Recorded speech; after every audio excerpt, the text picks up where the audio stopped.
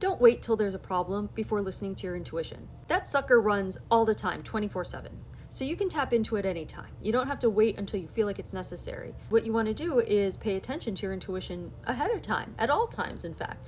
And it comes in the form of a way that feels so natural that a lot of people don't realize that that's their intuition and it's there for a reason. And oftentimes it's really inexplicable why that feeling is there, and so a lot of people tend to dismiss it or ignore it. I just want to remind you what your intuition feels like, just so you can go, oh yeah, I remember that, or oh yeah, I know that, because you'll know it. So what it looks like or feels like to you is going to be the thing that you feel drawn to in the moment that you are noticing the feeling of being drawn to it. And a lot of people don't realize how simple it can be. So for example, and this is a good example because of how simple it is and almost pointless and yet will have meaning to it, is when people are drawn to certain animals. So you know how some people are really drawn to certain animals they've never seen in their life. It's like their mission to get in a room with that animal, to pet that animal. That's an intuitive pull, a draw, whatever.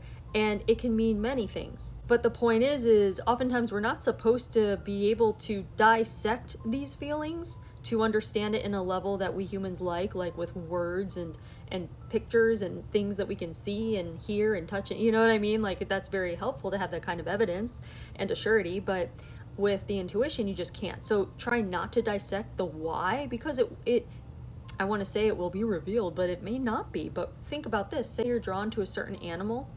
That animal may hold a certain energy. This is another kind of example where you're drawn to go to a certain place you've never been to before, but you cannot explain why. You have to step foot on that ground because that place very well may hold a certain energy. And it's just about oftentimes enough brushing up against that energy for whatever reason. So start noticing when you are drawn to something.